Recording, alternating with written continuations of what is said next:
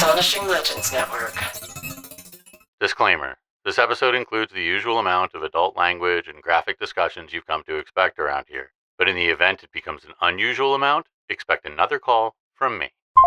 Hey everybody, welcome back to Scared All the Time. I'm your host, Chris Kalari. And I'm Ed Ficola, I guess also a host. He's sometimes a host, usually when he's paying attention. Today, we are closing out the Summer of Fear by launching a new series that we have been threatening to do for a while, but it is here today. Ed, drumroll please. I just held up a bush light. Welcome to the 50 States of Fear project. Oh, yeah. Much like a musician that Ed probably likes more than I do, Sufjan Stevens. Randy Newman. Not Randy Newman. Sufjan. He's a fellow Californian, though. Yeah, but Sufjan said he was going to do a record for all 50 states, did 3 and stopped. Or maybe 2. He did Illinois, and that was the famous one. That's like a bunch of good tracks on that. And then he, I think, maybe did 1 or 2 more and never finished. We are going to finish. This is not going to be an every week thing. This is not like we're only doing states from here on out. Once every 6 years. But we are going to do every state in the union at some point. We had this idea about a year ago when a fan, shout out Ann, emailed us a very long list of all the reasons to be scared of Cleveland, Ohio. I went back and looked. It's a very long list because I remember we were like, oh, I bet every state has stuff like this. Is that where the river caught on fire? I don't remember. I didn't look at what the actual reasons to be afraid were. If it is, Randy Newman has a song about that. Okay. Well, maybe Randy Newman can do a theme for our 50 States of Fear. I would love it. I'd be too afraid to ask.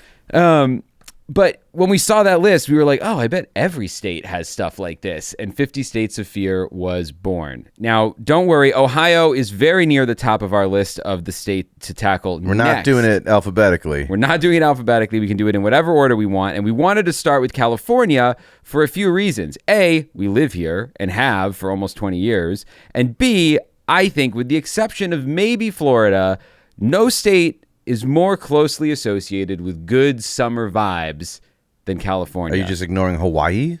Well, Hawaii, yeah, okay. Hawaii and Florida. But other than those two, what's a summer state? I mean, the summer requires good weather. Where are you going in the summer? Good weather and water, like the beach. Down the shore. Yeah, I don't know. I mean, every state probably has their spot for the summer. But yeah, I would say in terms of like gun to your head, you have to pick 3 states right now that are synonymous with summer. Yeah. I imagine people are going to go California, Florida.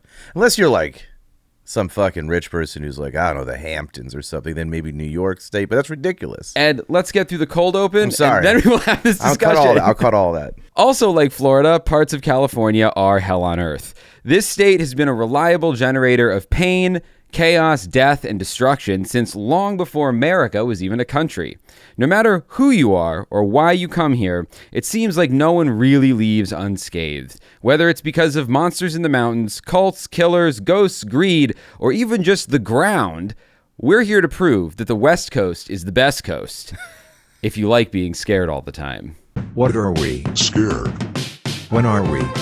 All the time. Join us. Join us.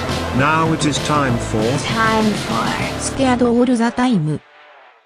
Hey everybody, just wanted to check in with you real quick, a little bit of housekeeping as we come to the end of the Summer of Fear for 2026 and kick off a new era of Scared All the Time with our 50 States of Fear journey. If you've been enjoying the show, if you've been enjoying the Summer of Fear, we would just ask you, please, if you have no money at all, head over to YouTube and like and subscribe. We are starting a YouTube presence. We've been putting a lot of work into making sure that our videos are awesome. And we've heard from a lot of people that it's a lot more fun to watch the show than just listen to it. So if you haven't signed up over at the YouTube, go like and subscribe. And if you do have a couple bucks to throw around and you like the show, we do have a Patreon, patreon.com/scaredallthetime. We've got bonus episodes of New Fear Unlocked. We've got You Hear About This Shit that we've done 2 or 3 episodes of at this point. Yeah. We've got Button of the Month Club. We've got all kinds of good shit. So there's all sorts of stuff over there. Check it out. You'll love it. You'll love each and every last drop. We do, as Ed always says, we make an attempt to be the best deal in podcasting, and I think we come through on that all the time.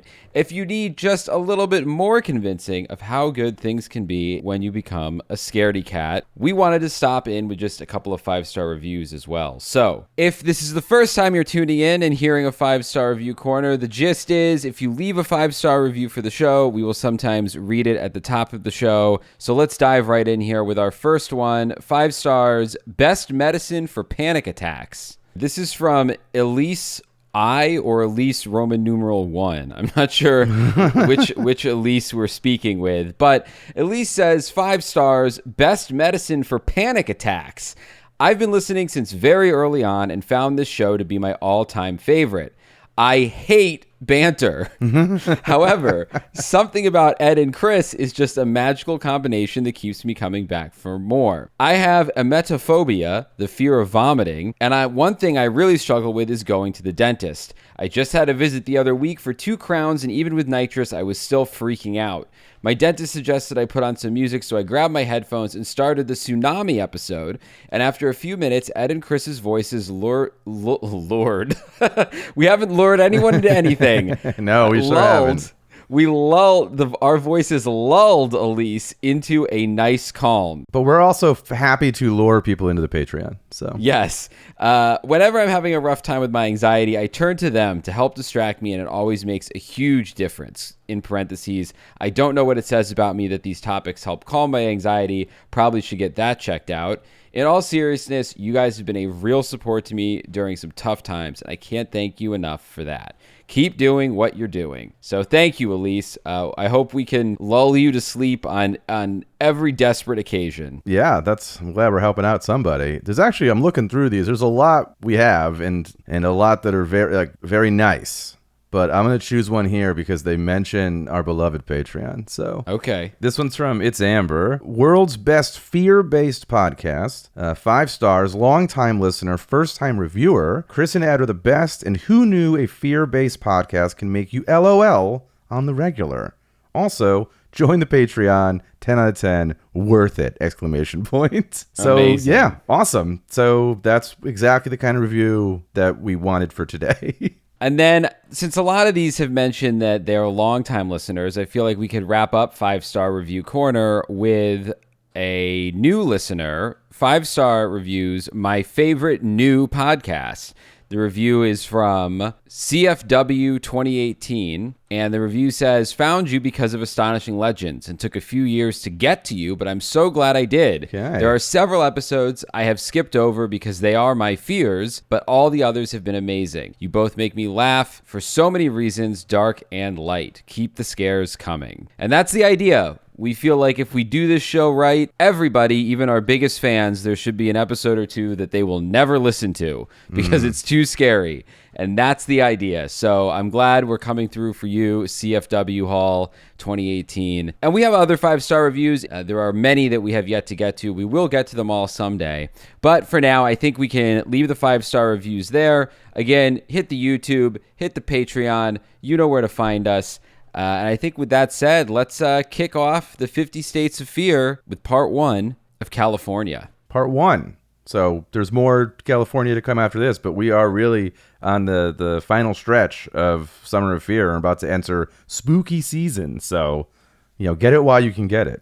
All right, Ed, this is going to be a fun one. This is also going to be a 2-parter for those of you who are keeping track. California, turns out, is a very, very big state. I mean, we could probably do 50 States of Fear, 50 Reasons to Be Afraid of California, and stretch California out over another 10 years of episodes. But there's so much stuff in California that is scary. We're barely going to scratch the surface.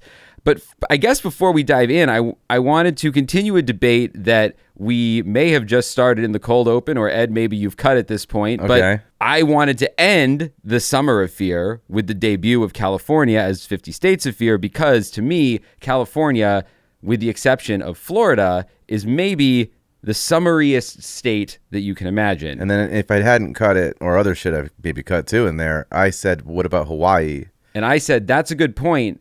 Let's hold it for the beginning of the episode. And now we are here. And Ed, I have to tell you, I've come up with the reason that I think California is actually the summariest state. We have the Beach Boys.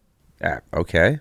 Well, I mean, if there's anything more evocative of an American summer than the Beach Boys, it certainly isn't Hawaii or Florida. Well, California also showed the rest of the world everything. So California has their local sons, the Beach Boys, and also all the ability to move that propaganda around. That's true. We have the Like all the media, records. the Yeah, the film and music industry. Film and music industry, marketing, advertising, all that shit kind of comes out of here. So if the same infrastructure was in Akron, Ohio, Ohio would be the summer state if they wanted it to be. That's true. But it's not, and they're not. I don't think there's any other state that has a claim. I mean, I guess maybe the association of surfing with Hawaii might be a little summery-er, but the Beach Boys were also surfers. Or they pretended to be. I don't know. I have no idea. I don't even know if they're from here. I think they are from here. I don't think they're actually surfers. I do think they're bad people. Oh, no. I think, like, Mike Love was really, like, he was chummy with... Manson? Yeah. Who wasn't? Well, that's true. But there's lots of weird rumors and stuff about the Beach Boys. Maybe some of it that's connected to the fact that Hotel California is sort of a creepy song. It is a creepy song. I've always thought that. Yeah, I think a lot of people think Hotel California is kind of a creepy song. It's kind of like The Shining, the song. Yeah, I don't know. I mean, if any of our listeners were alive when the Hotel California first came out, I'd love to know if it was considered an unsettling, weird song when it came out. It's a banger, but it always has this, I don't know why, and this is a crazy one for me. Earth Angel also, I just find like it's creepy, and I think I'm alone on that one. I'm alone. It's not like I can point out the lyrics, like which would be like that Christmas song. It's super rapey. It's not even like there's no like thing that you can go Frosty the Snowman. Yeah, exactly. It's like there's no one thing, but for me, when I would like go to these like car and coffee, like Dairy Queen parking lot car shows, classic car shows, they'd always have like doo-wop music and shit on. For some reason, every time that song came out, it like bothered me. There's a couple of older. I think sometimes it's the recordings are a little creaky and they have that sort of retro, weird sort of vibe to them because we're used to hearing music in the present day in such insanely high def and quality that anything that has, it's funny, like you hear about another famous Californian, Phil Spector, famously killed somebody. You know, he invented the wall of sound production technique, right? And it changed rock and roll, it changed the record industry. And you go back and you listen to Phil Spector songs and like technically, especially for the time, they're really incredibly well arranged and mixed and whatever, but when you listen to them now, they don't sound big and rich. They sound kind of tinny. And that tinny sound, I think, is partially why older songs sound creepy. But to go back into the Beach Boys, yeah, like that was the pinnacle of engineering, right? Like Pet Sounds. It's what caused the Beatles to then go do Sgt. Pepper. Yeah. They were pushing boundaries on that record and on a lot California, of their baby. Yeah. Take that, Liverpool. In terms of what you could make a record sound like. While we're on records, we're having more music talk in this episode than we did in music festivals. That's true. But people always clown on the band Boston.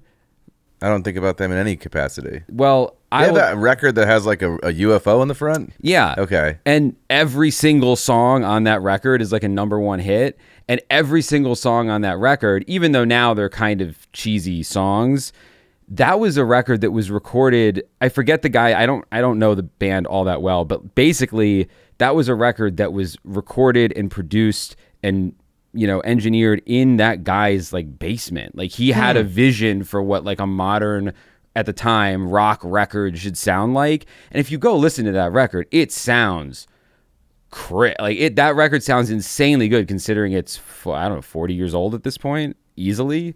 Maybe probably older than that. Yeah. I mean, 40 years ago was 1985. So yeah, I bet you it's earlier than that. That's true. August 76 was when that first record 50 was years released. old. Yeah. Damn. Mastermind Tom Scholz recorded most of the instruments in his apartment basement alongside vocalist Brad Delp. Yeah. I mean, also another, I think, kind of underrated genius. What's like Alan Parsons? Like that, is that the guy? Yeah. Like there's just some fucking lunatics who were really good at that shit. Yeah. Well, we're getting a little off track. We'll bring it back. A lot of off track. I have to cut all of this. We'll bring it back to the 50 States of Fear and California. Not 50-year-old albums from California. Yeah. Or named Boston. As they might be. Before we dive into this collection of weird, deadly, scary stories that California has to offer, I think this is a really great place to talk about. I know we always try to start the episode with like our personal connection to the fear, and I'm not sure we've ever done an episode about about a more personal topic than California, considering We did wildfires. we did wildfires, but I mean, considering we've been living here for 20 years, we have a lot more fears, I think, connected to this state than we do almost anywhere else. I would argue, and this goes out to all of our fans, no matter where you are in the country, perhaps the world. Yeah. That we have less fears about California than any of them do. I feel like every time I leave this state, I got to meet someone who's like, here's a problem with California I heard about or read about. Here's a problem with California I saw on the news. Here's a problem. I'm like, motherfucker, what do you care? Well, You don't live here. And also, none of that I've experienced. I will say maybe we haven't experienced a lot of that, but the very top of the fear tier, the number 10 on the fear tier, your fear of getting a hot bucket of piss and shit It comes from here. dumped on your head comes from just up the street in Hollywood, California. Yeah, but it didn't happen to us. No, it didn't happen to us yet. But it also didn't stop us from going to Hollywood, California thousands of times in that- different levels of inebriation. That's true. That's very true. And look, I say this with no disrespect towards the state of California. I didn't realize I was going to open such a can of worms asking you, but Ed, I need to know, what is the scariest thing that you've ever experienced in the state of California? I guess I would say something that's strictly California and not like I can run into a person with road rage anywhere. I can run into people down in their luck trying to rob you anywhere. So those aren't things I would say are specific to California, but like an earthquake, I guess, like the first time I felt that, even though it didn't knock anything off the shelves, it was like a genuinely scary, what is this thing? And I'm sure I talked about it in the earthquake episode. But yeah, I was an intern. I was putting movie posters in movie frames. Like they were swapping out movie posters on this wall. So like I was on the ground doing that before I put them up.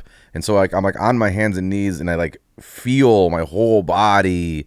It wasn't a shake earthquake. It was a rolling earthquake. Yeah, those are the weird ones because you expect the shake. You don't know. It's my first earthquake. Yeah. So I'm certainly not expecting this because the whole world's expecting shake. Yeah, because we've all been raised on movies where when there's an earthquake, the camera starts to go, and that's it. So all of a sudden, it felt like I was on the fucking high seas. I'm like, what the fuck is this? And I looked to the right, and the posters that had already been put back in the wall were like moving, like shaking, like swaying.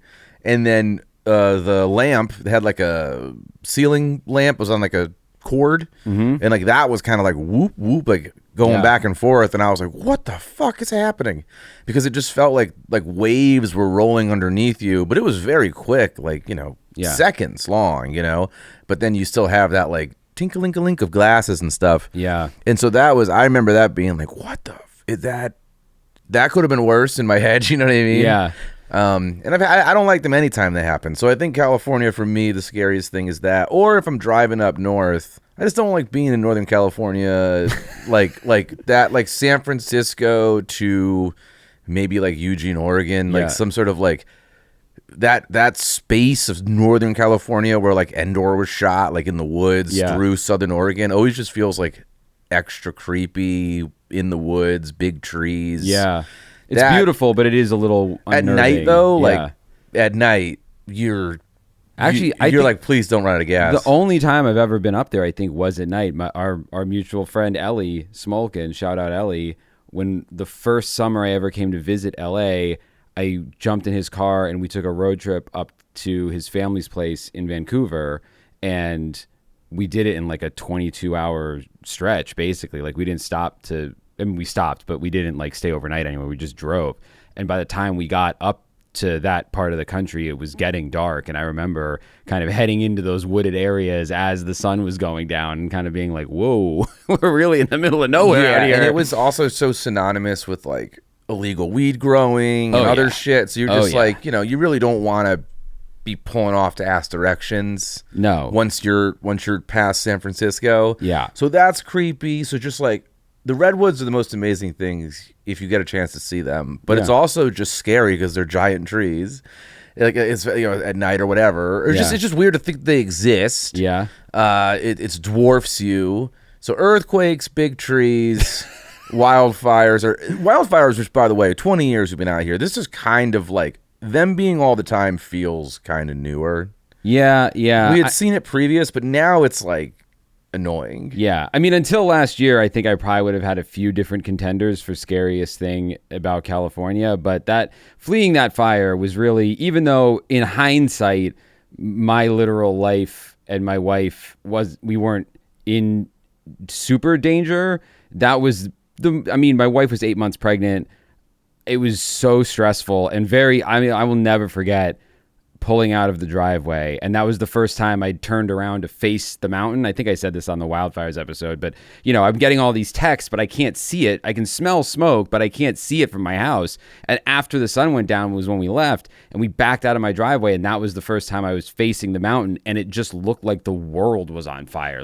Because it was dark, so all you could see was fire literally in what appeared to be the sky. Yeah. And then driving around all the fallen trees because it was in the middle of the windstorm, and that was one of those moments where I was right tipping into, oh, this is how people die. Like, this is how they go, oh, I was 5 minutes too late to get out of there. Sure. It was intense. I would say outside of wildfires and earthquakes, which really feel California centric. Yeah. Versus other states. Yeah. Other places have wildfires.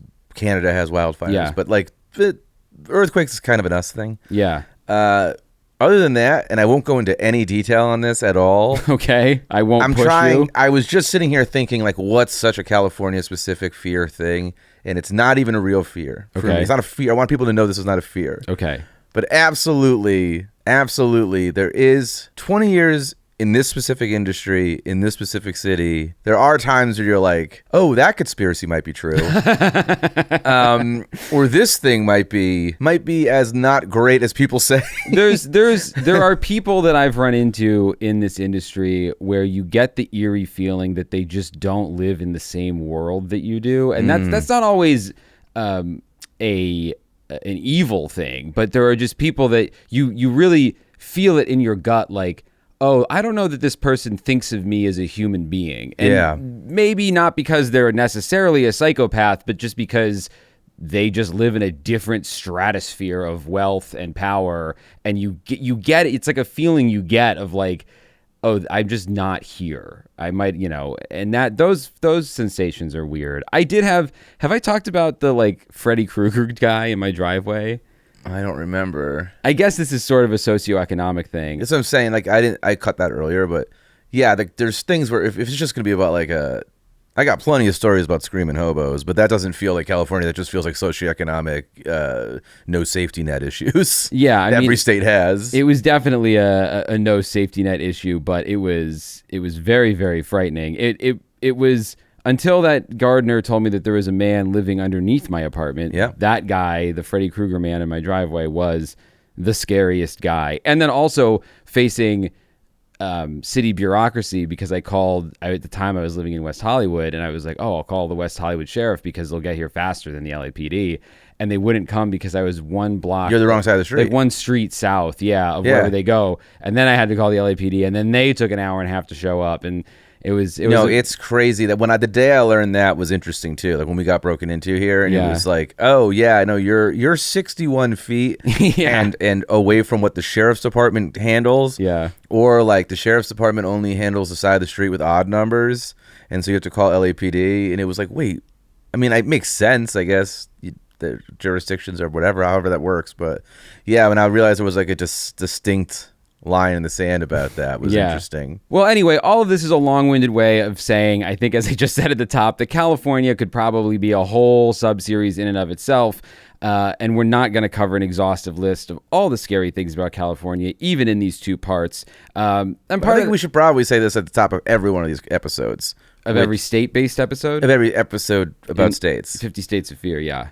Is that I have to imagine the stories you're about to tell me or the facts you're about to tell me are things that happen in this state, but not necessarily representative of the state. Well, no, I mean, the 50 States of Fear is mostly going to cover the worst parts of every state. So, no. But when you say parts, I would like to again implore that people recognize that we meant stories or events or things in history or cryptids or whatever the fuck you're going to say, and not this is a neighborhood you shouldn't go through, or these are a school system that's crumbling. Yeah, no. When you say the worst parts of a state, that's what I go through in my Sure. head. Yeah. Don't worry about that. Ed has a fear of the states of fear that I'm going to force him into a political corner, and I'm not.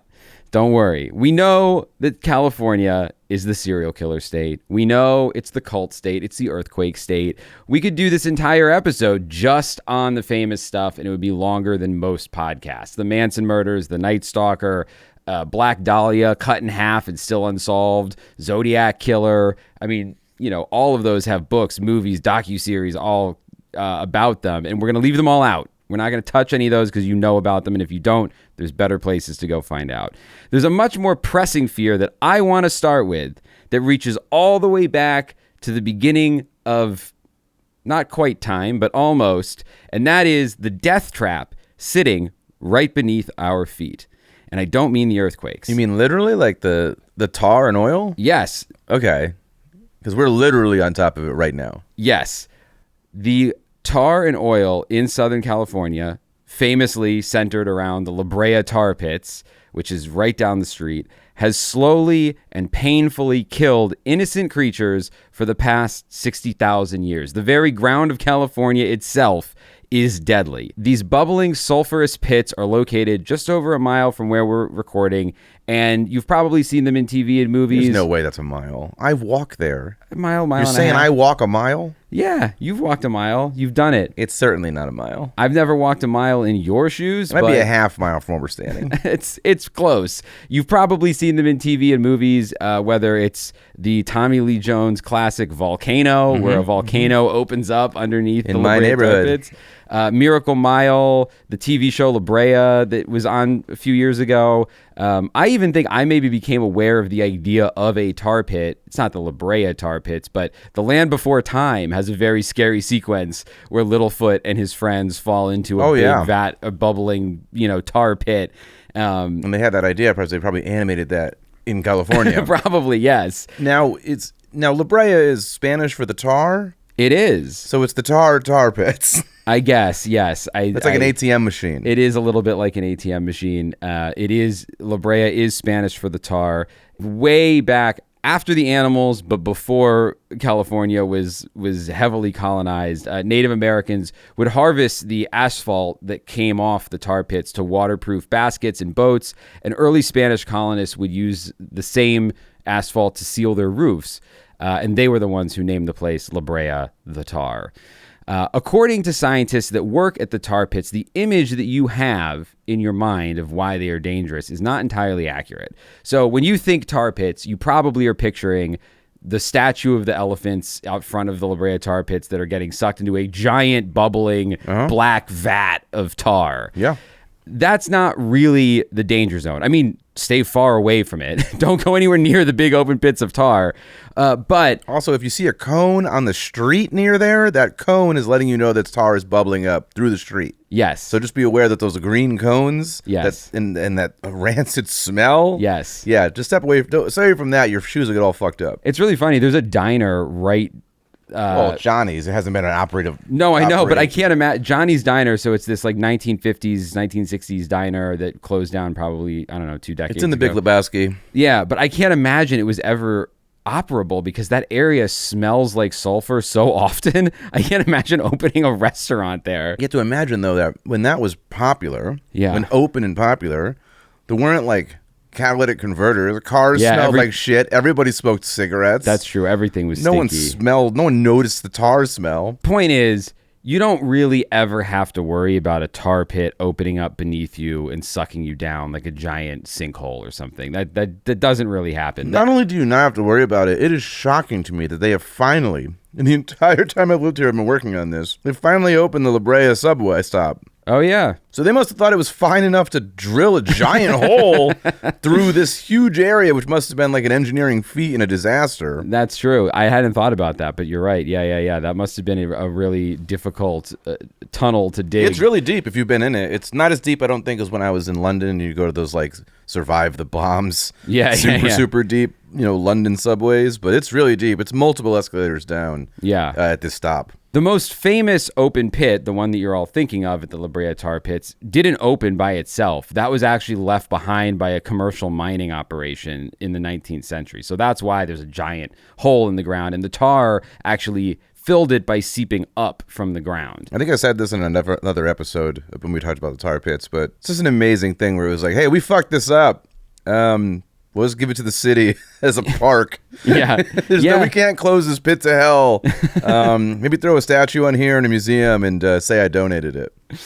So the La Brea Museum tells us that those pits aren't the really dangerous spots. The really dangerous spots, although much less dangerous to us today, are the spots that don't look dangerous at all. And you can actually still see them around the park. They're usually fenced off around the those museum. weird little fences? Yeah. I always wondered what those were. The weird little fences are places where tar is seeping up through the ground. So the cone. Like the cone, but in the park instead of the road. Yeah, the road, they can't help it. They have to just put a cone. People Yeah. drive on it every day. But yeah, these little fences, I always wondered what thought they were little prisons or something for like bad animals. For homunculi. Crawling up out of the ground. Because they look like little prison cells. As Smithsonian Magazine tells us, quote, for visitors, the first clue that there's something different about the land around the museum is in the bare patches among the trees where the exposed earth is a little too dark and dead leaves are stuck in place. On one such patch, a stray soccer ball waits like an invitation to come closer. Don't. These almost ordinary patches of ground are even more deadly for being less obvious. What they hide beneath the leaves is not a lake or even a pit, but a shallow seep. The dirt is saturated with asphalt, the lowest grade of crude oil. The oil... That's rude. Yeah. The oil pushes up through narrow cracks in the rock from oil deposits between 500 and 1,000 feet underground. And those deposits don't drag their victims down so much as they will trap them in one place, leaving them, back in the day, vulnerable to starvation and predation. It's a lot less of a concern now, but if 50 or 60,000 years ago, you were an Ice Age mammal wandering what is now Southern California, stepping into a tar pit was likely the beginning of a agonizing death. I mean, these fences are working because I used to like... Ed's never seen one kid screaming. That's what I'm saying. They I used starved to to death. go there. That's how I don't think it's a mile away. I would go there and like smoke a J with friends at those trees, and then like never saw once a person stuck in them. No, well, because nor did we end up stuck in them. If you did, it'd probably be your shoe stuck, first of all, and you would just take your shoe off. But back then, if you were a ground sloth or a mastodon or a prehistoric horse, you didn't have shoes. And so if your feet got stuck to the tar, you were fucked. Even worse, and I never knew this until I was researching this episode, a lot of them, scientists think, got trapped by what probably looked like completely normal watering holes, because when it rains, the water sits on top and pools right on top of tar. So you would see like a pool of water and you would go towards it and put your legs or your tongue or your face down into the water to drink it and never be able to get back out. Now, you didn't spend a lot of time in... They have it in Boston. I feel like it's more synonymous with New York. But like when it's winter and you step off the sidewalk and you think it's like solid ground, but it's like a super deep icy puddle. Yes. I imagine it's like that. Sort of, yeah, but even deadlier, because even just a couple inches of tar is enough to keep even a big animal from pulling its own legs out. So now it's stuck and it's panicking and it's making a ton of noise. Best case scenario, it starves to death. Worst case scenario, Get those hyenas from Lion King. It gets eaten alive. And most likely scenario is that every predator in earshot goes, ooh, free lunch, and they come running in, and they get stuck, and their noise brings in the next round of predators, and so on, and they all die together, stuck to the ground, sometimes pulled apart by more careful scavengers. And I don't know if they understand each other's language. I don't think they do. But there's gotta be. There's a number of people in that scenario who are like, I don't want to hear it. Like, I told you. Yeah, there's a lot of I told you so's in that group, and a lot of I don't want to hear it. What's really interesting about the La Brea Tar Pits as a fossil site is that the ratio... Well, so first of all, the tar preserves fossils and bones incredibly well. So that's part of why it's become such a destination for scientists looking to study this particular era. And you do see people working there. Yeah, I think it's the only... I was reading this on their website. It's the only fossil or I forget exactly how they phrased it, but it's like essentially the only it's the only paleontological dig operating in a major urban environment, something like that. Normally, this is stuff that you're finding kind of out of the way, when you're looking for bones or whatever. You're not looking in a city. Yeah. But yes, the tar really does a great job preserving the bones. So there's been, for decades now, a study of all the animals that were stuck in there. One of the things that's really interesting about the Brea Tar Pits as a fossil site is that the ratio of predator to prey fossils that they pull up out of the tar pits is completely backwards from a normal fossil site. Normally, you find way more plant eaters than meat eaters because that's how an ecosystem works. You need more prey than you have predators. I didn't think about that, but yeah, you probably do. At La Brea, it's flipped. Something like 90% of the mammals they dig up are carnivores. It's literally... Oh, yeah, because they were coming for that free lunch. Yeah, so the saber-toothed tigers, the short-faced bears, I don't remember the other, but they had, meat eaters. Dire wolves, I think they've pulled a bunch of dire wolves, not the kind from Game of Thrones, like real dire wolves. It's literally, the term for it in the science is a predator trap. It's just, it's like flies to honey. That's why Chris Hansen works there. Yeah, he's like at the door, ladies and gentlemen. The only good news for these animals, or really for us, like I said, is that the bones are super well preserved. And since research began in 1913, the tar pits have yielded millions of bones, including saber-toothed tigers, dire wolves and mastodon skeletons, innumerable plants, small rodents, and insects. New discoveries are made daily in their open-air excavations. When they say new discovery, I assume they don't mean they're discovering a new species every day. Yeah, they're saying, hey, look, another mastodon head. Yeah, it's got to be crazy to work somewhere where you pull up a mastodon head, and it's like, well, put it in the pile with the others. Yeah, whatever. Sell it at auction to Nick Cage. The Smithsonian tells us that these collections constitute an unparalleled resource for understanding environmental change in Los Angeles and the planet during the last 50,000 years of Earth's history. It does make me wonder how many mastodon heads that were crunched up by the auger going through underneath it for the subway. I'm sure more, it is kind of a bummer because it's actual dragon was discovered, but it was all smashed up by the thing going through.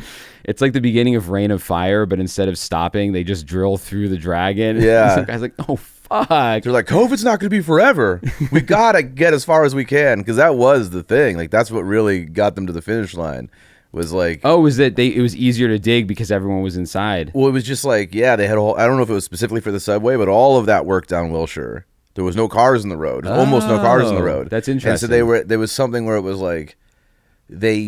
I'm making these numbers up, but it was we did 16 months worth of work in 8 months or whatever. What would have been scheduled for almost 2 years worth of work in less than a year. Yeah. Because there was just no one out there, so they can just work. Yeah, the scientists are out there nature is healing, and the construction workers are we're going to tear this bitch up. Well, in a giant drill machine. Yeah, but now you can get to Johnny's from my house in 1 minute. That's true. So while the fact that this seeping lake of death has been percolating here since practically forever is not a great start for California, I should note that as far as we know, these particular tar pits have not been particularly dangerous to humans. In the millions of bones that have been dredged out of the earth, scientists have found exactly one person. She's called the La Brea Woman.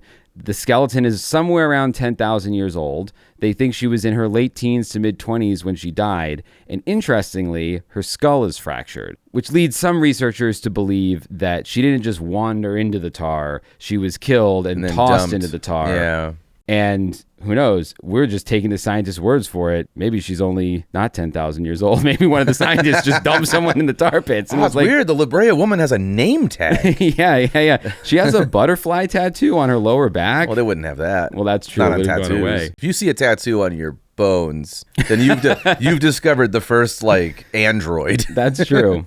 So this 10,000-year-old woman pulled out of the tar pits would be, depending on how you want to count it, something like the oldest known murder victim in... Older than the Bog people? Well, no, in Los Angeles. Oh, well, Los Angeles is incorporated 8 days ago, but you meant Mexico or whatever this was. Well, she would... That's what I'm saying, depending on how you want to count it. It wasn't even Mexico 10,000 years ago. It was just Pangea or something. Yeah, depending on how you want to count it, she would be potentially the oldest known murder victim in Los Angeles. But unfortunately, the La Brea woman would be the first of many.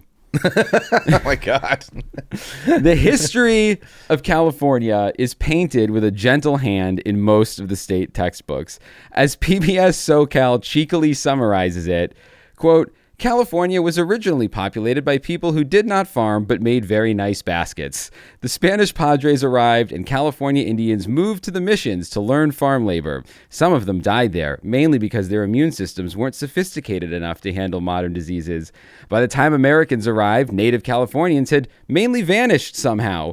The gold rush happened and California became a modern society with factories and lending institutions. What book? That's the textbook? No, that is PBS SoCal's sort of cheeky summarization of how glowing of a picture the textbooks tend to paint the history of so California. they know what they're doing. They there. know what they're missing in that. Well, why? I don't think they need to be cheeky. You're PBS. Well, if you dig any deeper, and part of the article, the point that the PBS article is making is that you quickly realize that California, like all of our 50 states, is built atop a massive Native American burial ground. To get all Catholic about it, the violent colonization of our country is the United States' original sin. And I'm sure we will touch on that shame in many of our States of Fear episodes because there were natives in all of the 50 states. But California deserves special mention as one of the states who basically put a line that said genocide into the state's budget. Is this a manifest destiny thing, or there was just like I don't know? It was sort of a manifest destiny thing. We'll start about 100 years before we manifested destiny on the West Coast. Okay. Because about 100 years before that, the Spanish were already putting in work. In 1769, the Franciscan Order of Catholic priests rolled into what we now call California, backed by the full military weight of the Spanish Empire. It was a calculated expansion of what was called New Spain into the farthest northern reaches of their territory, with civilian settlers and soldiers following missionaries to establish hubs like Pueblo de Los Angeles. Ultimately, 21 of these missions would stretch up the coast, and indigenous people were rounded up and forced to provide the labor that would be required to cultivate crops and tend livestock in the numbers needed to support all of these outposts. And then, to make it worse, many of these indigenous slaves, essentially, were forced to live in settlements called reductions, where they were packed in and exposed to European diseases, and a lot of them never really stood a chance. Combined with rampant abuse, starvation, and being worked to the bone, out of roughly 87,000 recorded baptisms of indigenous people, there were over 63,000 recorded deaths. So that's 3/4-ish of everybody who was on record baptized, and I'm sure there were plenty of off-record deaths and maybe some off-record baptisms too. While some indigenous people fled or launched rebellions, the missionaries were actually often found complaining that they couldn't get the rest of the people to actually care about Catholic scripture. Oh. They desperately wanted to convert them and were stymied as to what their issue was. And it gets so much worse after California becomes a state in 1850. They pass a law called the Act for the Government and Protection of Indians, which was written to help mediate the violent conflict between natives and the miners who started to flood the state during the gold rush. Okay. Ed, do you want to take a guess whose side the law really comes down on? I don't. You probably could. I bet I could. I'll give you a hint. It includes provisions like employers are granted the right to obtain children and keep them until they reach 18 years old for men and 15 years old for women. Consent was required from a parent or friend doing a lot of heavy lifting that's wild. in order to gain a certificate of custody. The law also required proper treatment of those in custody with fines of not less than $10 for inhumane treatment. It's cheaper just to pay the fine. Complaints may be made before a justice of the peace by white persons or Indians, but in no case shall a white man be convicted on any offense upon the testimony of an Indian. It's not a great... This just seems pretty one-sided. We've signed contracts that are similarly one-sided, Yeah. but not as horrible. Most importantly, Provision 14, which reads, When any Indian is convicted of an offense before a justice of the peace, punishable by fine, any white man may, by consent of the justice, give bond for said Indian, conditioned for the payment of said fine and costs, and in such case the Indian shall be compelled to work for the person so bailing until he has discharged or canceled the fine assessed against him. So they've made a society that has a debtor's prison option. Yeah, all you have to do to turn a native or an indigenous person into a slave in 1850s California is get them convicted of a crime, any crime, loitering, they ask for booze, like whatever, and then you can choose instead of payment, which many of the natives didn't have. You can choose to make them work for you for free. So basically, California made it legal to force native people into labor and indenture their children. And in case anyone was unclear about how the state saw this all going, our first governor, a guy named Peter Burnett, said this about the creation of the law. Quote, I can't believe there's no slurs in here, but I can't believe I'm going to say this. Quote, the white man, to whom time is money and who labors hard all day to create the comforts of life, cannot sit up all night to watch his property. And after being robbed a few times, he becomes desperate and resolves upon a war of extermination. That a war of extermination will continue to be waged between the races until the Indian race becomes extinct must be expected. This was his platform. Yeah. While we cannot anticipate this result, but with painful regret, it is inevitable, which is defined as certain to happen. Unavoidable destiny of the race is beyond the power or wisdom of man to avert, which is a hell of a thing for a man who did not try to avert this at all. Say. Yeah. So they, and also signed into law a thing that will exacerbate the situation. Exactly. Yeah. In his 2016 book, An American Genocide, historian Benjamin Madley documented how state and federal governments spent at least $1.7 million, or about $72 million today, funding the militia campaigns that became this war of extermination. We have many examples of fully legally documented massacres. One of them comes to us in a report by a lieutenant named Nathaniel Lyon, who ain't lying. I think this happened in May of 1850 on a small island sitting in Clear Lake in Northern California.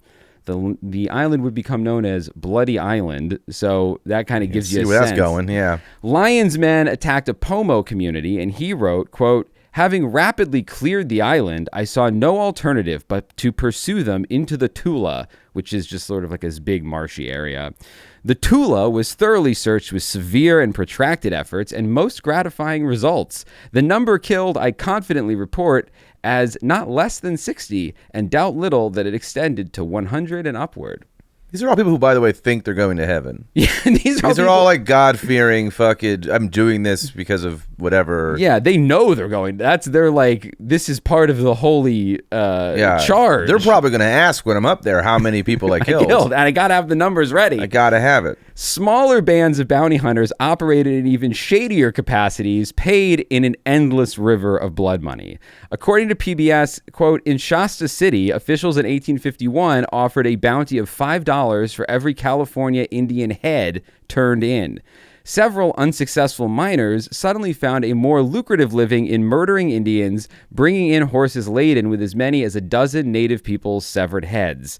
Marysville and Honey Lake paid similar bounties on scalps. In places where no bounty was offered, freelance Indian killers... That's wild a position job. that someone taken up. You mean serial killers? Yeah, basically. Just I'm a freelance people exterminator? What does that mean exactly? How do you write that off in your taxes? Is there a uniform? No, not exactly. Not exactly. Would you like to hire me? I will do it. Like, that's so fucked up. Freelance Indian killers often sought and received payment for services rendered from the state government. As a result of all of this, the population of California, the native population of California, fell from around 150,000 to 30,000 in just 25 years.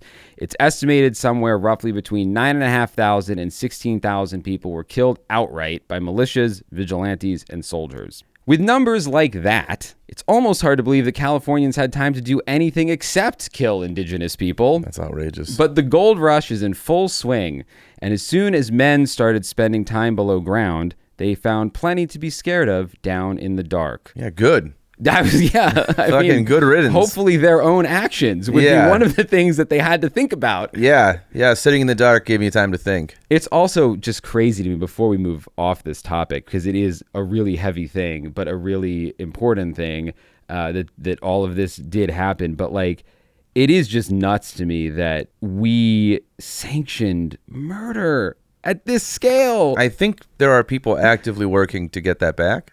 Yeah, true. Right now. That's true. And there are steps in that direction, but it certainly seems gross when you read it now. Like, and not even reading it through the lens of, like, I can't imagine, sometimes when I'm bored and I'm outside or I'm like waiting for someone, like someone hasn't closed their tab yet. Yeah. And I'm just like outside, I'm just kind of like in between your freelance exterminations of your neighbors. There's just like, especially when I'm not in the city, if I'm just like bored on the East Coast or something, and it's just kind of me with my thoughts, and I'm like, oh, there's no way anybody was different than us. Like, there's no way there's human beings are human beings, like all over the world and in any different time period. Like, it's not like people back then had 30 fingers and no capacity for caring about other people. Right. And so it's just wacky to me that, like, I don't even really know what the excuses are. Because it's not like, oh, well, I grew up different and I know different things, and so I am able to look at it through a modern lens, and you have to give these people... No. Like, at this point, I'm like, I don't even know why I do. Like, when you look at fucking pictures of just, like, people screaming at black kids trying to go to school. Yeah. Like, during desegregation. Yeah. And I'm, like, not even getting on a high horse. It's just, like every one of those people should have to own that photograph. Yeah. Like, that should have to be on the wall of all of their homes. Yeah. And be like, oh, that's my aunt, that's my grandma, that's my sister, that's my mom, screaming at these little 7-year-old kids. Yeah, dude. Like, trying to just go to school. Yeah. And I don't know, because that's not 5 generations ago or 8 generations ago. Or that's fucking people, they're still alive, some of those people. Well, and I mean... a lot of those people. Even this wasn't that long ago. You know, this was... In the scheme of world history, it's not. But, yeah. But I'm saying, like, this thing I'm talking about. So it's just like, oh, it's not... People weren't different. No. I mean, I think it's something you see time and again throughout history, and it's one of the reasons that some people, you know, I go back and forth on whether or not human beings are innately good or innately evil. And well, religion wasn't keeping them good. No, back then, a lot of this shit was being done because they were like, it was all. They wouldn't baptize high enough numbers. It was all motivated by greed. Essentially, it was, you know, we want this land, and we'll try to get you people off of it without having to kill you. But if we have, I'm not sure they tried. Well, they didn't try very hard, that's for sure. But, you know, they throughout the history of our country, they got Native Americans to sign treaties that were, that they didn't understand. I'm aware. We're aware. We didn't have the worst schooling.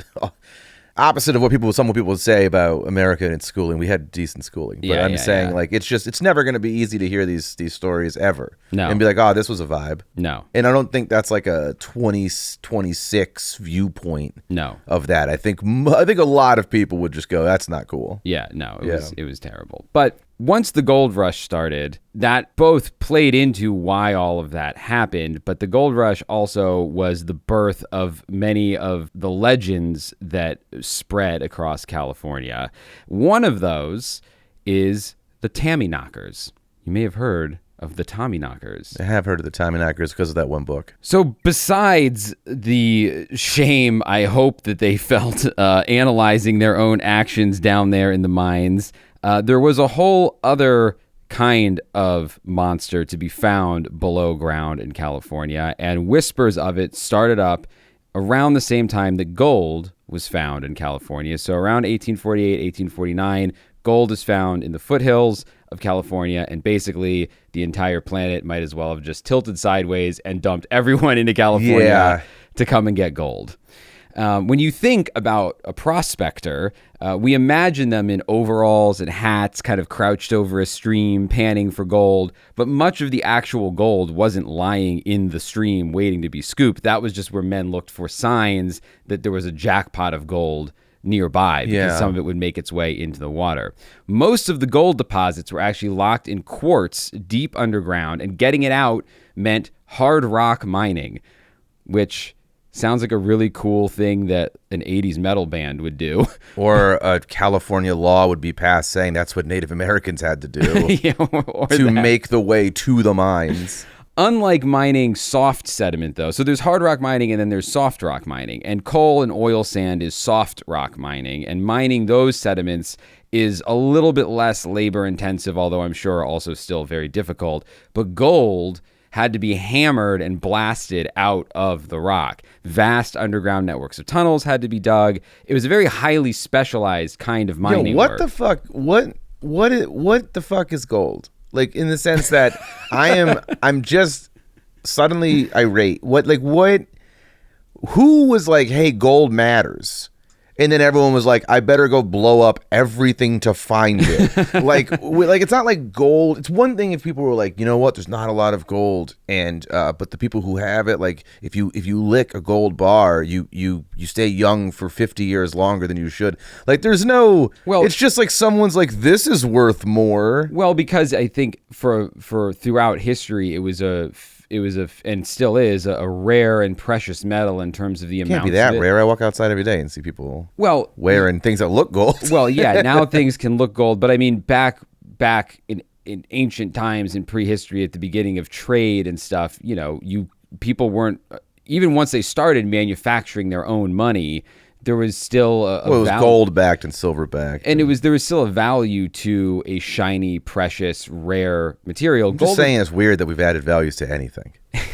It's also very, I believe, very malleable. Like it's really easy. Yeah, that's why they bite the coin to make sure it's really gold. So you can you could coat things in it. You could melt it down easily. There were a lot of different purposes for it, and humans. You don't have to actually answer that. I was just saying it's outrageous. I don't know if I'm answering it accurately. Yeah, I'm just saying it's kind of crazy that humans there's just stuff we have that people went chasing. Yeah, because it meant you were rich. Yeah. So people wanted to be rich, but in order to be rich, they had to get the gold out of the quartz, and that meant they had to get people who knew how to do hard rock mining, of which there weren't a ton in America. The best hard rock miners in the world, when the gold rush kicked off, were Cornish from Cornwall, England, where the tin mines, which was another hard rock mining operation, were drying up right as California's gold rush was kicking off. And this has got to be exciting for them because they're like, this particular set of skills we have, we can use towards getting something that's worth something. Yeah, exactly. They're not just making like horseshoes or something. They came over by the boatload. And to the extent that when mine owners wanted more of them,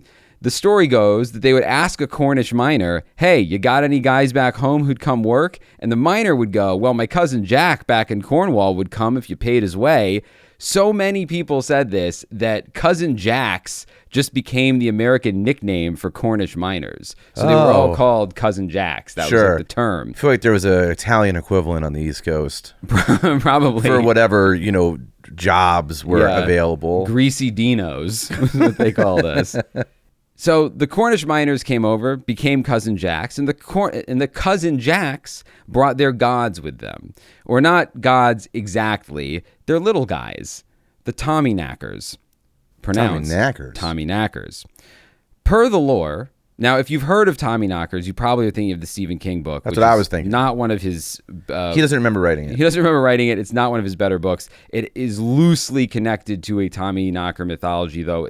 The creatures in that book are from a crashed spaceship, so they don't really have anything to do with the actual Tommyknocker legend, which again turns out is pronounced Tommyknacker. Because you're so tired? I just yawned. Because you're knackered? I'm so Tommy knackered. Ed is Ed knackered, actually. If he were Tommy knackered, I'd be my brother. Yeah, there you go. So per the lore that came over with them, a Tommyknocker is loosely the Cornish version of a leprechaun.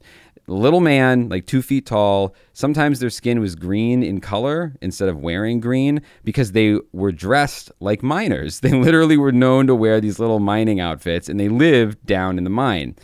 They acted pretty similar to leprechauns, committing both good and bad deeds, often playing practical jokes and committing random acts of mischief, such as stealing unattended tools and food. Okay, but nothing to do with gold like leprechauns. No. Just gold mines. Yeah, you would think because they came from the tin mines. You would think word would have gotten back to the leprechauns pretty quick about what's going on in California. Yeah, leprechauns, all these different cryptids also show up. I thought you were going to say that Tommyknockers were like a boogeyman in the sense that, hey, man, I don't want anyone else coming to take this gold. Let's invent a cryptid or spooky doings thing that keeps people from wanting to enter mines. And if we have like a big enough boogeyman, we can keep all the gold for ourselves. Well, there's a little bit of that going on. We'll get to in a second. But before we do, Ed, do you want to take a guess as to what the Cornish people believed Tommyknockers were? Well, they're green. And they have jobs that should be men's jobs. So I think they think they're scabs. It's a much more troublesome belief than that. Okay. I'll give you that. The Cornish belief about where the Tommyknockers came from, and this is according to Legends of America, quote, they believed that these wee little men were the souls of the Jews who crucified Christ and were sent by the Romans to work as slaves in the tin mines. This is something where I think you just keep that to yourself on the first day in the country.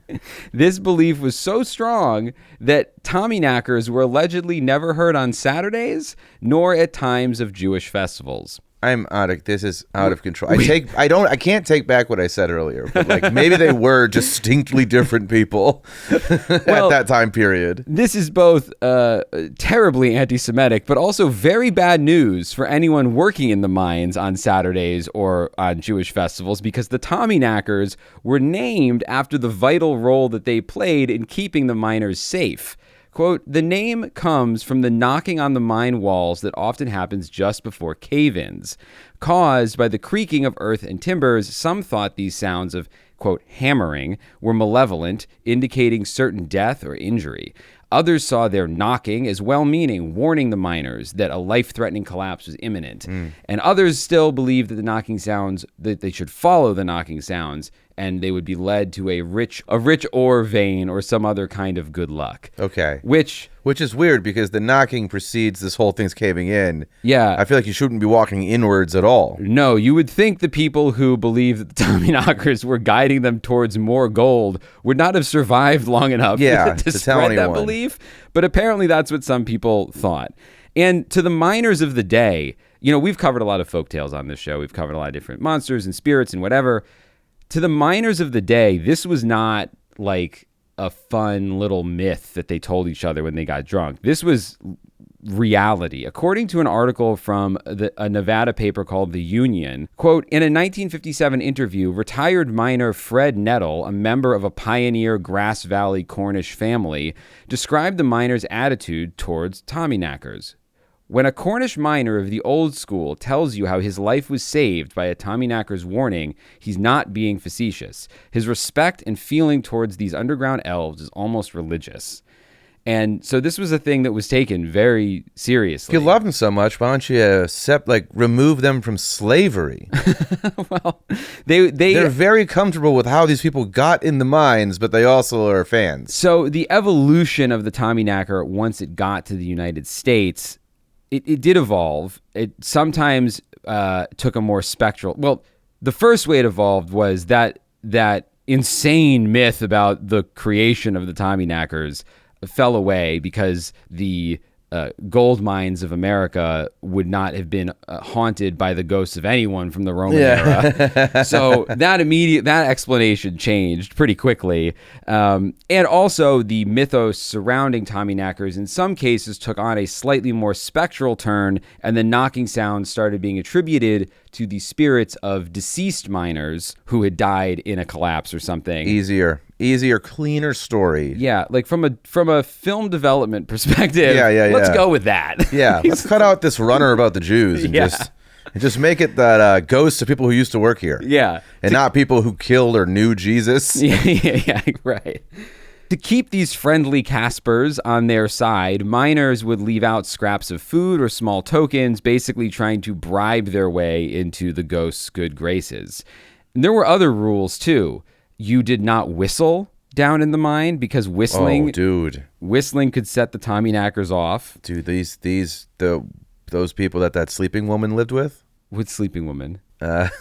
Sleeping Beauty. Oh, the Seven Dwarfs. They whistled while they worked. They did. They spit in the face of this. I actually think And they're miners and stuff. the Seven Dwarves kind of are Tommyknockers a little bit in terms of they were small little men who were dressed like miners who like worked in the mines. Yeah, but they whistled, which is against the rules. Oh, I see what you're saying. I'm Yes. saying they threw caution to the wind and spit in the face of this whole thing. Well, look, no one here is saying that the Tommyknockers couldn't whistle in the mines. It was just that True. the miners weren't to whistle in the mines. You also weren't allowed to swear, which I can't imagine worked very well.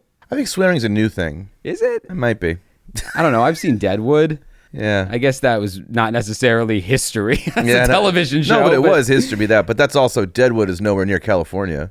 True, but come on, people swore back in the old days, especially miners. Let's be serious. I don't know. I never claimed to be there. Some guys actually carved, and I put a link to one of these in the show notes, but some guys actually carved little clay statues of the Tommyknockers and would leave them, they'd give them eyes made out of matchstick heads. So they'd like leave a little spot, they'd break off matchstick heads, put them in the eyes, and then they would leave the little figurines tucked away in the tunnels like little tiny shrines. Yeah. Hope there's no methane gas pockets I know, down right? here in the mines. Don't accidentally rub against those eyeballs. These strike on anything eyeballs.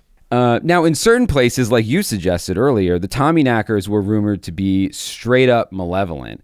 And instead of guarding gold, although I guess if you worked a convoluted enough plot, maybe this could work out for you. But there were places where mines were actually shut down because the crews were too scared to go back down into the mines because they felt that there were evil Tommyknockers living down there. Today, someone would be like, some engineer would be like, you were afraid because it was not safe. Yeah, it was extremely dangerous. You had a bunch of cave-ins and shit. We should never have even been probably trying to mine this area. Even after those mines would get shut down, or even after gold ran out in a mine, the stories would continue. People would claim that the Tommyknockers just moved into the neighborhood and sometimes took up residency in homes near the abandoned mine shafts. Okay. And the same superstition took on a slightly different flavor once it was in the home, with lots of families convinced that that rhythmic knocking or tapping on the wall was an omen that somebody in the family was about to kick the bucket or some other disaster was right around the corner. And the Cornish, even though the Cornish brought this legend over here, they weren't special in terms of Europeans who had little creatures in their mining culture. Pretty much every mining culture in Europe had their own version of this guy.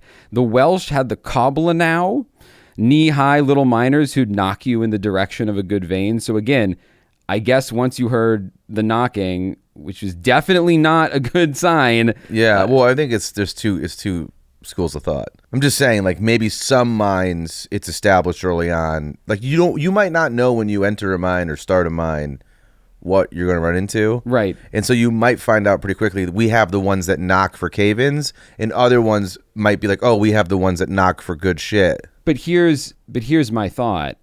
The knocking in reality was the sound of the wooden beams that were supporting the mine beginning to collapse. So in what world did anyone ever follow the sound of the knocking? I mean, I guess maybe it could just be settling. It could also just be Tommyknockers. It could also be Tommyknockers. I feel like you're discounting the fact that there could also be I am. small creatures with their finger on the pulse of good gold. Ed, you're right to call me to the curb on this one. Yeah. Correct. The Germans, for their part, had kobolds, which were meaner than Tommyknockers. Tracks. And Berggeister, which just straight up translates to mountain ghosts. So everybody who went underground for a living basically decided that somebody was down there waiting for them. It seems like a weird place. What does?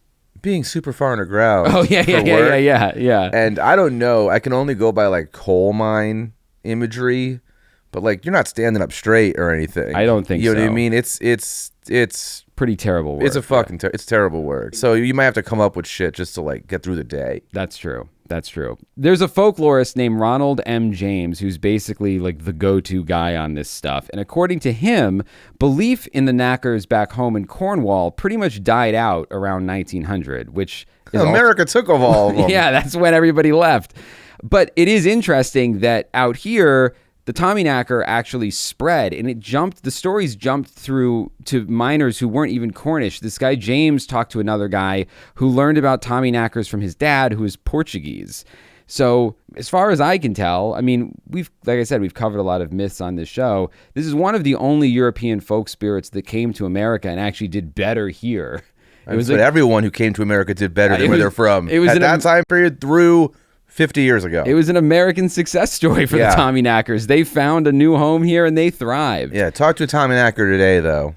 And they're renting a cave. They are. Well, after most of the big California mines shut down, really, like, there was a big wave of it sort of in the mid-1950s. But as the mines were shutting down, there was a really interesting wave that kind of exposed that these beliefs hadn't really died out in the 1800s, because as late as 1956, when one of these big California mines shut down, the owners went to seal up the entrance, as you do, for safety. And the miners, all of whom were 4th, 5th, and 6th generation cousin Jacks, who were all grown men, presumably with families and modern people, circulated a petition to demand that the owners hold off on sealing the mine long enough to let the Tommyknockers out and find work in a new mine. So I wasn't able to find a copy of this petition anywhere, but according to the stories, the mine owners complied. Okay. And they said, we'll give it a day. And the Tommyknockers went elsewhere.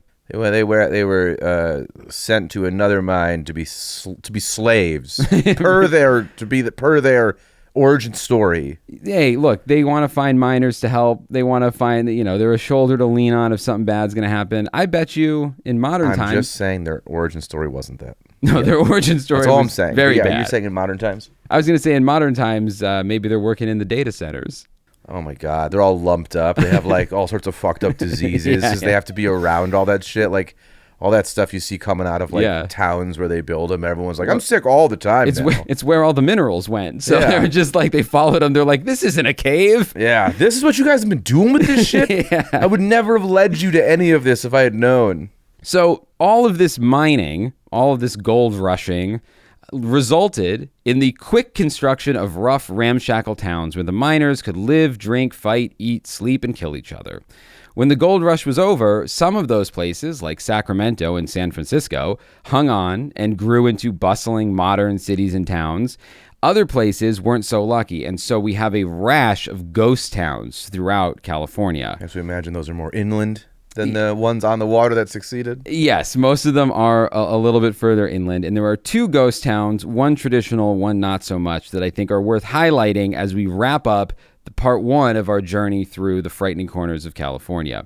The first, I think, is maybe the more well-known one, although I'm not sure how well-known it really is outside the state of California. But it's a ghost town called Bodie.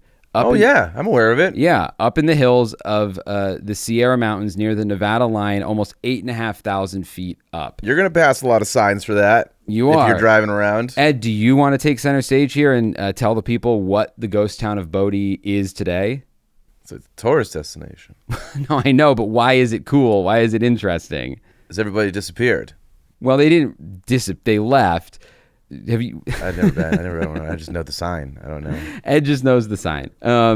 It sits at almost 8,500 feet of elevation, and it's been there since around 1859, when a guy whose name has sort of almost been lost to history as either William, a.k.a. Waterman, a.k.a. Wakeman S. Bodie, spelled differently, Bodey is his last name. Bodie is the name of the town. Mm-hmm. He finds gold up in them there hills, and the race is on to now unlock the gold out of the mountains. Here's a question that you can't answer, and I'm just a thought I had right now in the middle of your story. Please. So the land wasn't necessarily free. Mm-hmm. Like, I found gold in this creek, mm-hmm. which means that I'm probably near where gold originated. Mm-hmm. I'm going to go dig for the gold. Mm-hmm. But someone probably owned that land, as the Native Americans learned. People were real interested in owning land. Yeah. So then you had to, I guess, like buy a stake in that land. Yeah, I mean, I don't know the whole system in and out, but buying a claim, staking a claim was, I would imagine part of the way it worked was, if you're a super rich guy in California in the gold rush, take a percentage of whatever people find there. Yeah, like you own tons, miles and miles of land, but you don't have the time or the energy to go look for gold. So you allow other people to do it, and then they stake their claim by either paying you up front or a percentage of what they find. Or Yeah, but I imagine, I always think about this with shipwrecks. Anything where there's people looking for fucking gold. Yeah, So let's say you find it. You find it on the Kalari Creek. It's in your backyard. yeah. And you got to get all these idiots to come in. You got to get all these Welshmen to come in and fucking rip it up and get it for you. And you got to fight a Tommyknocker. And But I feel like that's almost the least of your problems. You got all these people flooding to California to find gold. How do you stop other people who aren't your friends and coworkers just going in and stealing the gold? Well, or and- like also coming in and using it? Like that's the thing. Like if you find a shipwreck, which is very different, you have to then go and like dive for it. But Right. what's to stop anytime you drive away, someone else is going down there and taking shit? Well, So I- now, was there like a huge security force you had to also employ? Well, I think everybody had guns was part of it, but I know shipwrecks at least nowadays are, if you find one, they're guarded with immense secrecy, like the actual location of where someone is looking for particularly famous shipwrecks. Yeah, but I imagine it's all like, what's his name? Belloc in Indiana Jones? Where it's like, let Indiana Jones do all the hard work and just come in and take it from him. That would make you a villain, Ed. And Yeah. I'm sure there were many villains of the time. I'm just saying, it's kind of People- weird that, yeah, I guess it must have just been like train robbery after train robbery after train robbery there. Or like mine robbery or bankroll robbery. Yeah, I mean, I don't know what recourse you had in a lot of those situations other than, you would find something, you would try to keep it quiet to yourself, you would try to buy enough stake in wherever you were to make sure that, if anybody did find gold, that you were getting a piece of that. I don't think it wasn't. I don't need an answer, just a thought I had in the middle of your story. Someone will write in. Someone will write in. They'll be like, oh, the thing you just described, it's the plot of every Western yeah, ever made. pretty You much. should probably watch some. It's either that or a cow rustler is someone's killing my steed. Yeah. Not my steed. That's it a could horse. be a steed. Could be a separate steed murder that happened there.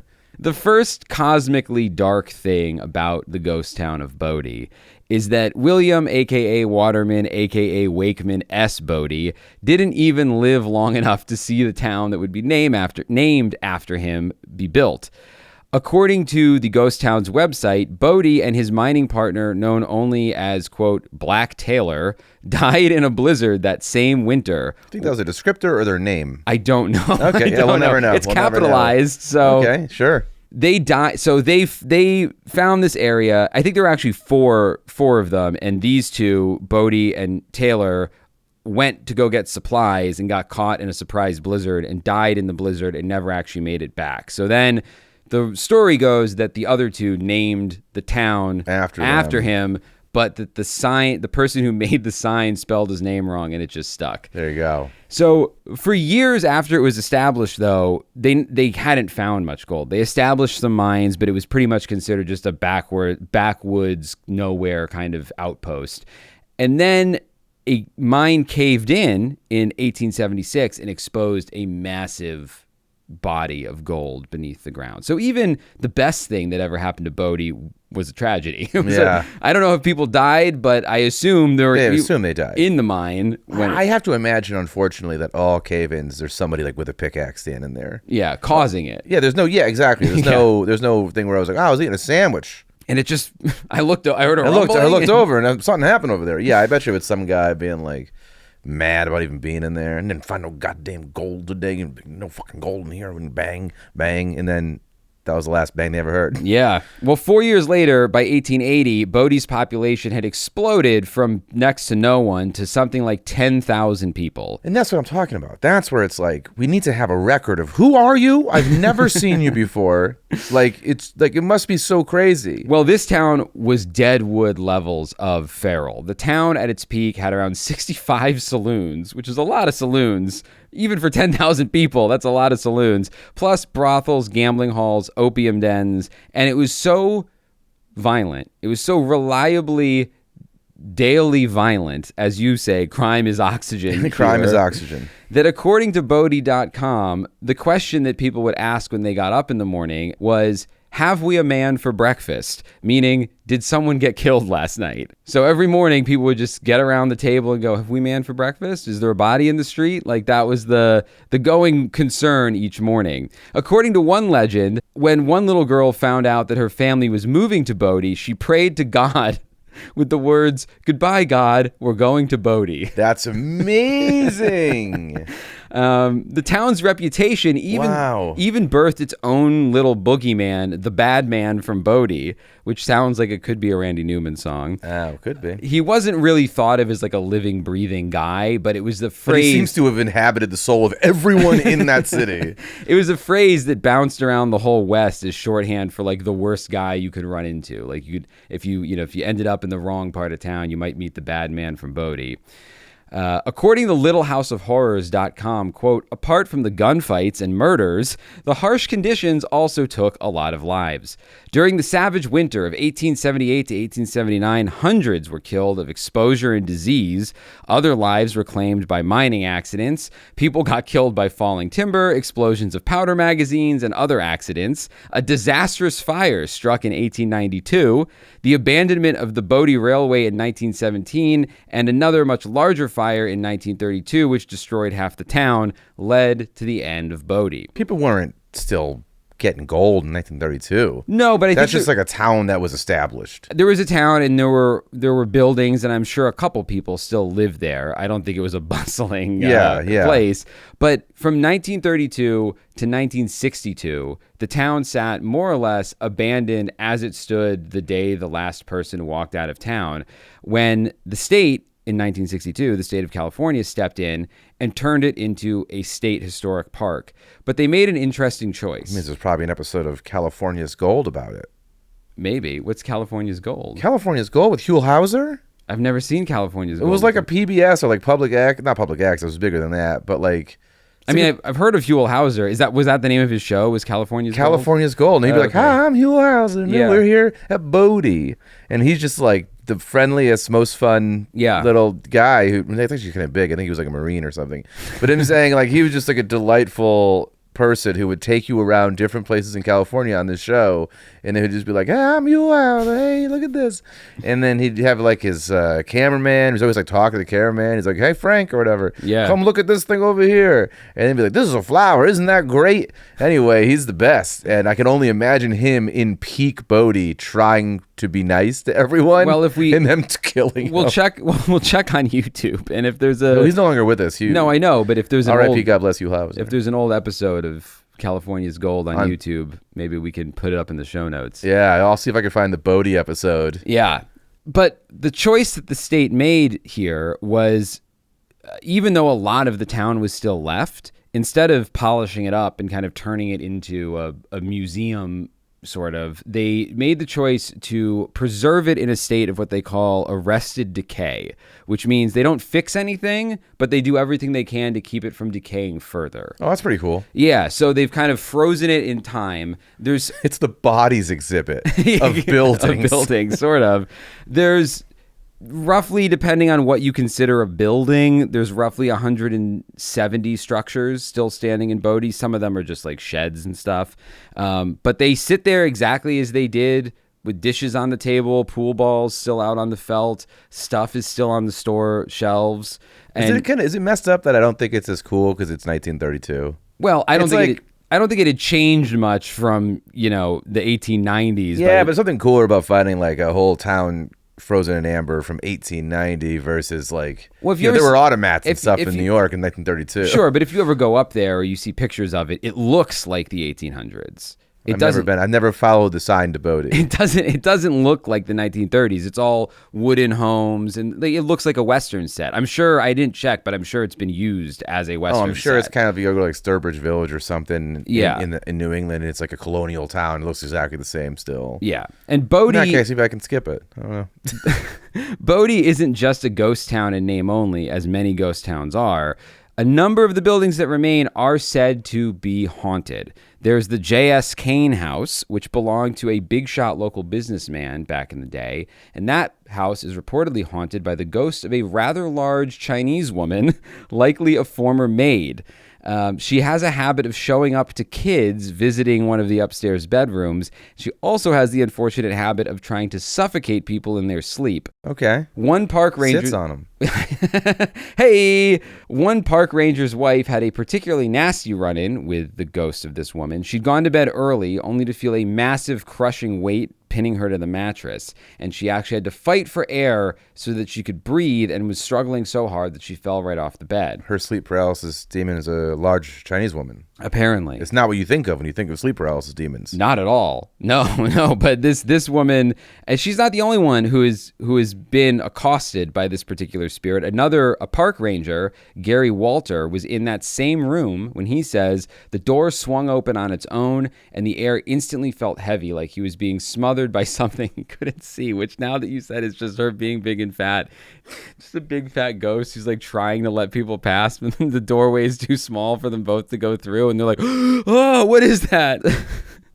There's also the Deschambault house, haunted by a female ghost who likes peeking out of the upstairs window, and the Mendocini house, said to be haunted by a couple of children whose laughter is so loud it can even be heard outside the house. Mendocini Farms. Mendocini ghost farms, the giggling ghosts of Mendocino Farms. In addition to the ghost, there is also the Bodie curse that is barely a curse, but there's sort of a funny detail about it. The curse says that if you take anything from the remains of this town, a nail or a shard of glass, you'll be hit with terrible luck until you give it back. Supposedly, unsurprisingly, this curse was just straight up invented by a park ranger. To be like, stop taking everything. I'm sure they have the same curse at like the Colosseum in Italy. Yeah.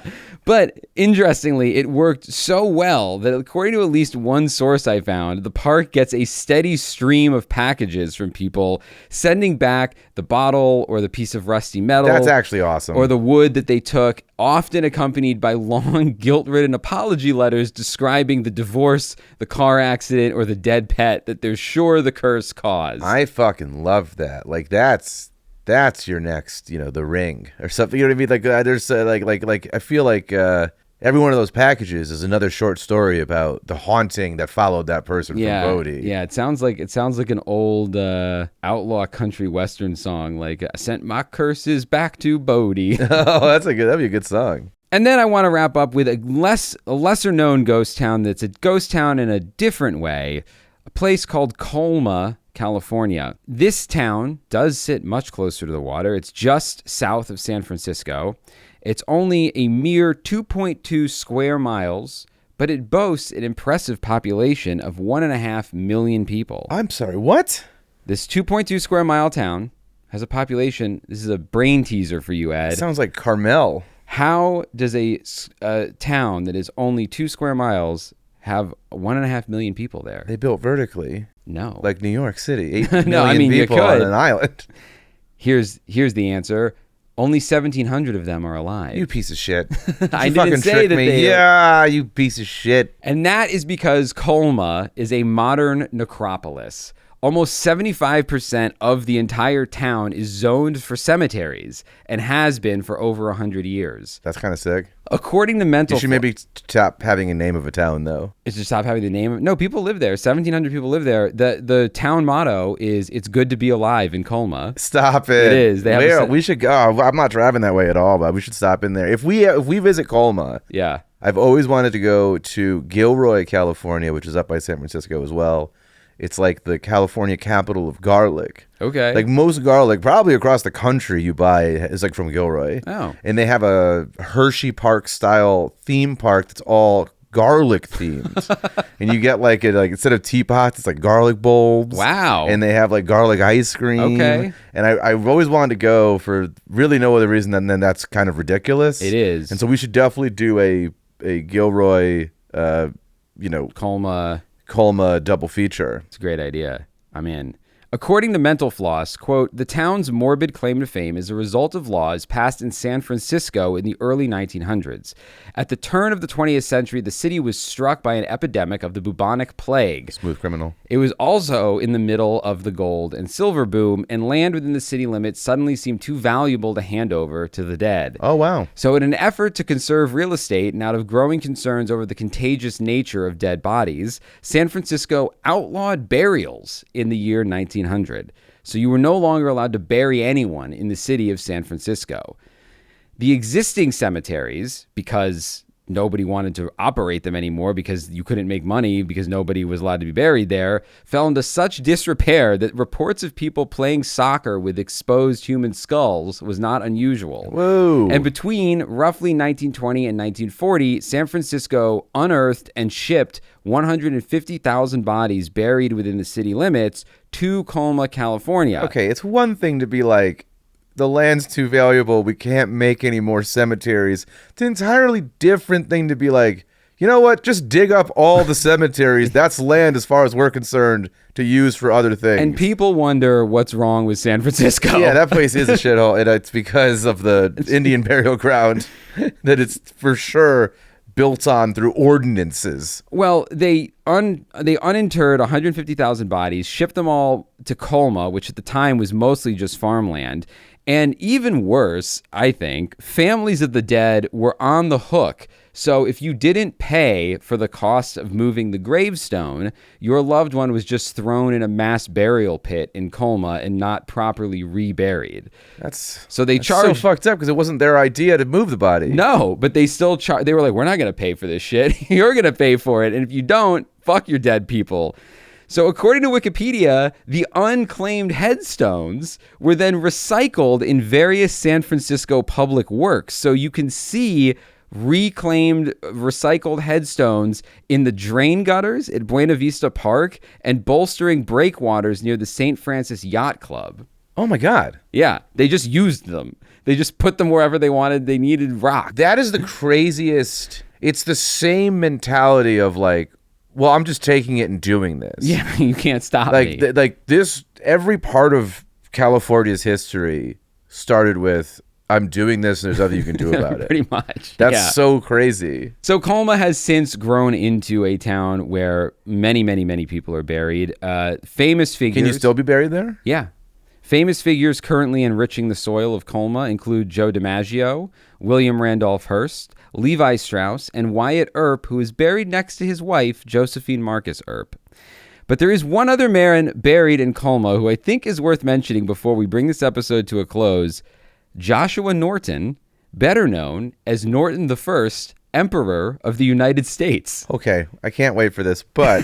Have you ever heard of this guy? Never in my life. Okay, I hadn't either. It's Ed Norton's grandfather. Probably. I have a question. So it's illegal in the city limits of San Francisco to bury someone, but is it also illegal in the city of Colma? That's the name of it, Colma? Yes. To dig up people, because I have to imagine maybe the easiest place to find gold in San Francisco in their pockets. is in the fillings and pockets of the people in this one town. Like, people are really breaking their backs trying to find gold in the hills, but really just go to Colma and rob all these graves. Yeah, that's a great question. I would not imagine that digging people up is legal in Anywhere. Colma. Unless you Anywhere. decided, I want that land, dig them up. But I can tell you that it is still illegal, that you still can't bury bodies in San Francisco. There are a few exceptions. There are like certain mausoleums and stuff that they've made exceptions for, but it is still, new internments are outlawed. And it remains in effect under San Francisco Health Code Section 200. So now they've added a health code to it. That's bullshit. Everywhere, it's no. It was because they were concerned about the diseased nature of rotting corpses. That's what they said. That's what they said. Because it sounded like they started with this land's too valuable, not this land might be covered in germs. Now, according to CBS 8 San Diego... Oh, those liars? Those confirmed liars? I have no idea. Traditional burials are not returning, but California statewide has legalized human composting beginning in 2027. I'm sorry, this is a new thing? This is a new I didn't see that in the ballot. This is a new eco-friendly option. We just voted. For remains. I don't know where I kind of think burial is eco-composting, but I guess maybe they're going to provide different places where you can compost your dead. What color is that bin going to be? I don't know. Jesus. It's going to be stinky in the summer, that's for sure. What isn't? But let's finish up here on Norton I, Emperor of the United States, because this guy is the man. Okay. He was once a wealthy San Franciscan businessman and landowner, but he lost his fortune speculating on rice prices in the 1850s. Okay. And descended into what is described by Atlas Obscura as, quote, a gloomy and destitute self-exile for several years. Coming for all you polymarket people. Yeah, so I think there's going to be a Norton II any day now. I think so too. Then he reemerged. And on September 1st, 1859, he publicly declared himself Norton I, Emperor of the United States, and later Protector of Mexico, which is a wild thing to protect from San Francisco, which is famously nowhere near Mexico. I mean, depends on when you're standing in San Francisco. That's true. But even way back in the day, I don't know if Mexico stretched. Was Mexico ever where San Francisco is now?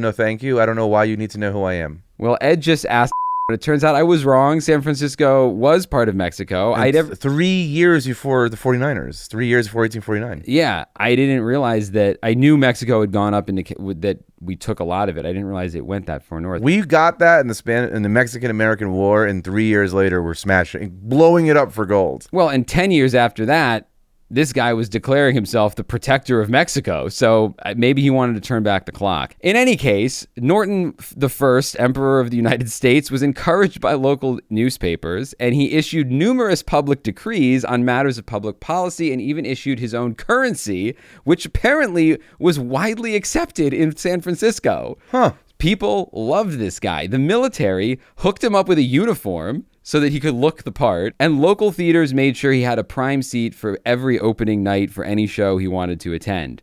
When he wasn't being treated like royalty, he was just another guy. He loved to hang out at local clubs and apparently crashed in flop houses at the end of the night. According to Atlas Obscura, in the 1870 National Census, Norton's occupation is officially listed as emperor. On the same census, it is noted that he does not have the right to vote.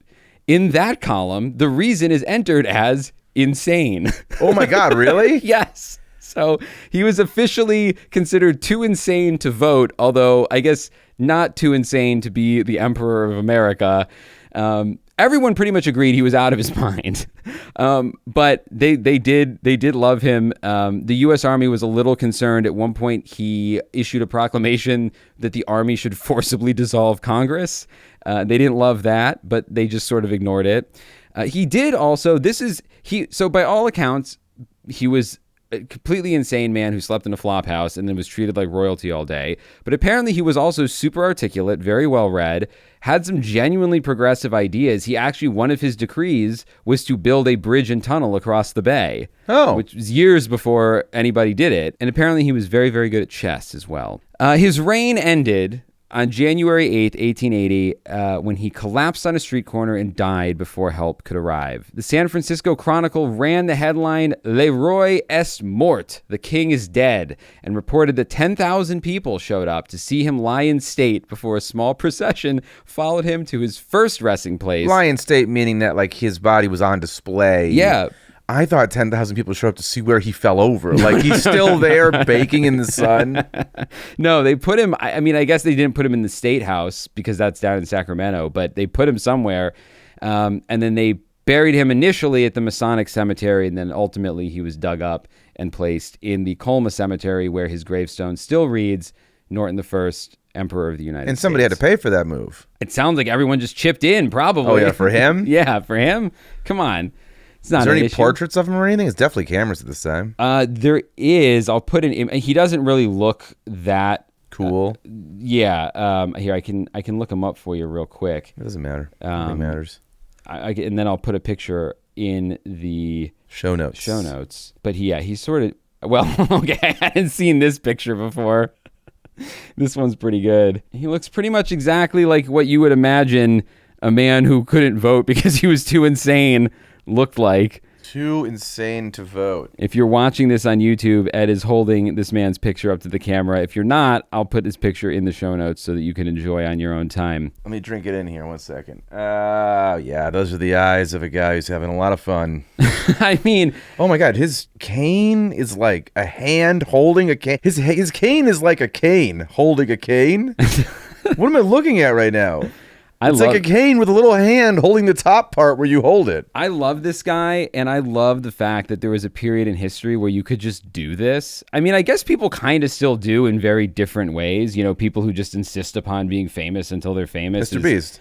Yeah. He's the Emperor of America. That's true. Okay, you know what? I stand corrected. That's the second time in this episode. And on the census, said he's insane. Yeah. So that is the story of the first emperor of America, and that is where we are going to bring part 1 of California's scary history to an end. So there's no fear tier this week because we're going to finish it up next time. So I guess until then, I'm Chris Kalari, the second emperor of America. And I'm Ed, I guess, vice emperor He's of America. He's my vizier, or what's the bad guy in Aladdin? I don't know. Ed's my consigliere. There you go. I'm the second emperor of America. The show is Scared All the Time, and we will see you back in California next time. Scared All the Time is co-produced by Chris Kalari and Ed Ficola. Written by Chris Kalari. Edited by Ed Ficola. Additional support and keeper of sanity is Tess Feifel. Our theme song is the track Scared by Perpetual Stew. And Mr. Disclaimer is...